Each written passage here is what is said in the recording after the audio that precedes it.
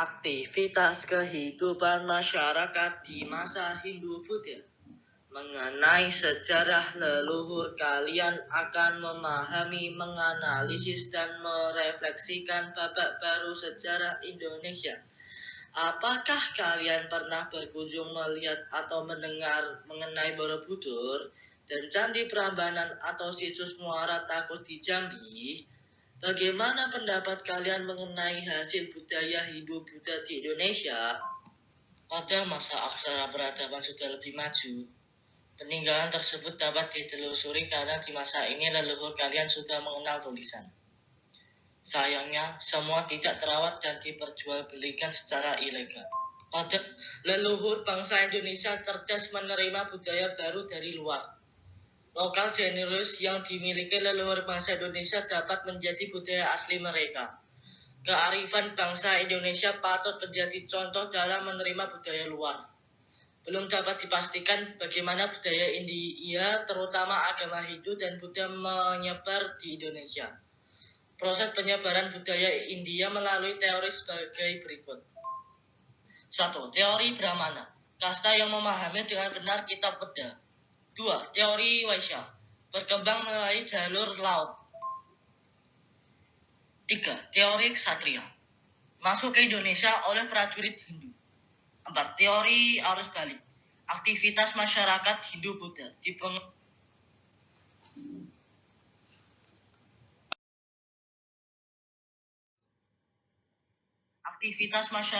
Hindu-Buddha dipengaruhi beberapa kerajaan sebagai berikut. 1. Kerajaan Kutaya Martapura terletak di Kalimantan Timur, ditemukan dengan 7 buah prasasti. Raja yang memerintah adalah Mula Warman. 2. Kerajaan Tarumanegara, raja yang berkuasa adalah Purna Warman. Diidentifikasi dengan berbagai penemuan dari berbagai prasasti. 3. Kedutaan Sriwijaya, kerajaan tertengah pada abad ke-7. Belum dapat dipastikan titik letak kerajaan Sriwijaya di Sumatera. Sriwijaya menjadi tempat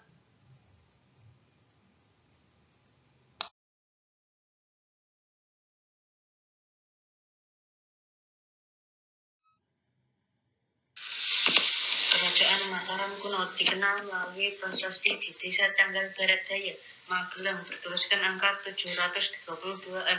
Di Kerajaan Mataram terdapat 2 wangsa, yaitu Sanjaya dan Shailendra. Bukti dari persatuan keluarga tersebut adalah Candi Plaus. Kerajaan Singasari, rajanya yang bernama Ken Arok pada tahun 1227.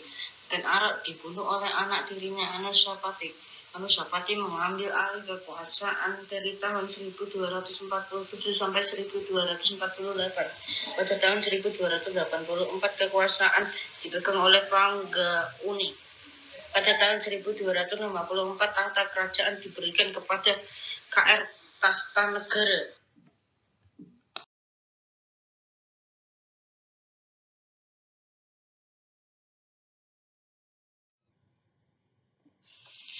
Kerajaan Majapahit. Pendiri Kerajaan Majapahit adalah Raden Wijaya. Beliau wafat pada tahun 1309. Dilanjutkan oleh Jayanegara. Beliau wafat pada tahun 1328 Masehi. Penggantinya adalah anak wanita dari Gayatri ibu tirinya, yaitu BHRG Kahuripan. Pada masa itu timbul pemberontakan dan diredam oleh Gajah Mada dan diangkat menjadi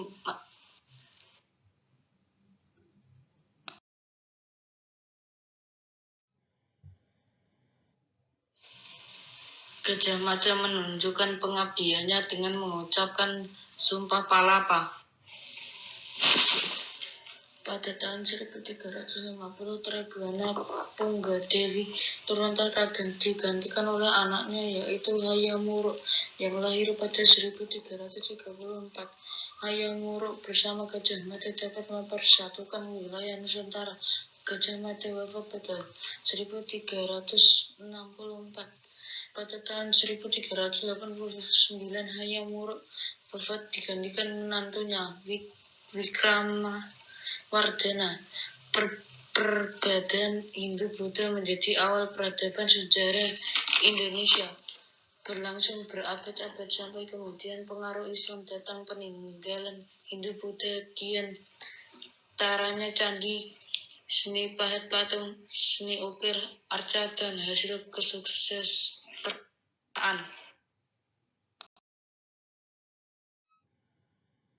Aktivitas kehidupan masyarakat masa Islam peradaban Hindu-Buddha mengalami kemunduran, salah satunya penyebaran Islam di Nusantara.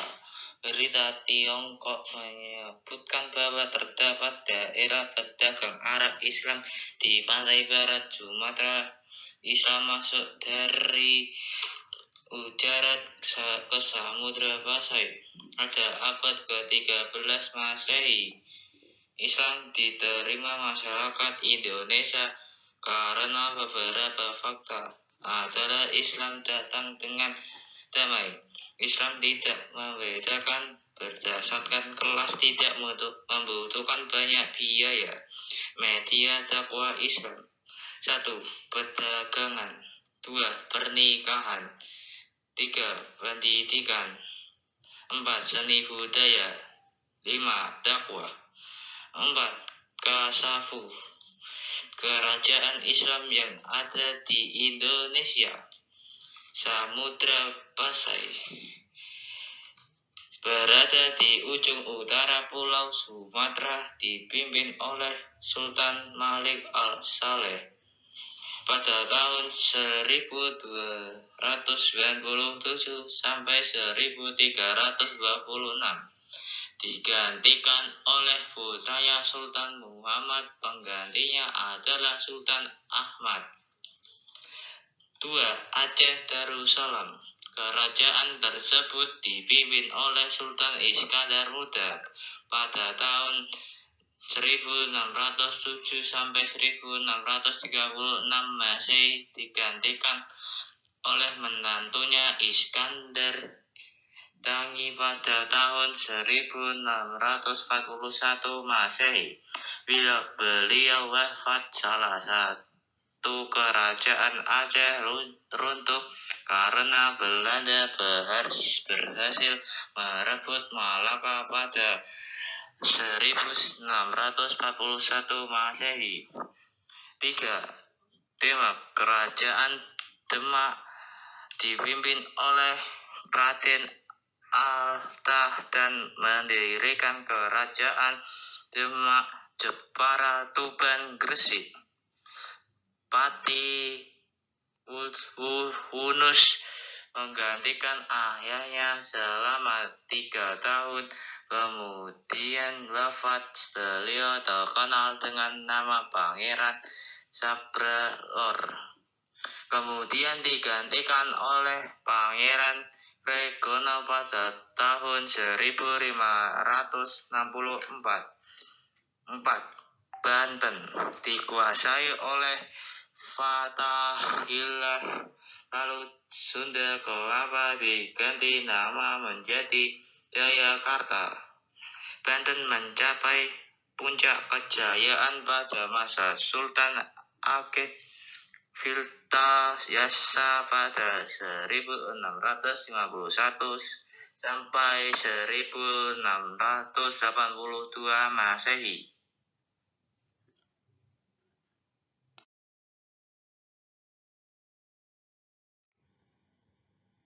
Makassar memasuki era peradaban Islam pada awal abad ke-17. Penguasa kerajaan kembar adalah pemeluk agama Islam pada tahun 1605. Dewi Tunggal Awwaluddin dan Abdullah Giat mengislamkan rakyatnya dan memperluas kerajaan Islam pertama di Sulawesi. Perlawanan Belanda yang sangat sengit pada era Sultan Hasanuddin Mataram. Sutawijaya yang bergelar Panembahan Senapati mengangkat dirinya sendiri menjadi Sultan Mataram. Sebagian wilayah Jawa bagian tengah dan timur berhasil ditaklukkan. Pada tahun 1905 Masehi, Cirebon dan kalau depan dikuasai. Pada tahun 1611 penambahan Senapati wafat dan dimakamkan di Kota Gede. Diganti Mas Jolang Panembahan Sedo. Mas Jolang dapat menduduk Mojokerto, Gresik, dan sekitar Surabaya. Beliau wafat pada tahun 1613 dan digantikan oleh Adipati Martapura. Namun beliau sakit-sakitan dan diganti oleh Raden Rangsang. Di bawah pemerintahan Raden Rangsang di tahun 1613 sampai 1645 Mataram mengalami kejayaan. Pada tahun 1628 Sultan Agung melancarkan serangan ke Batavia. Pengganti Sultan Agung adalah Amangrungkat I.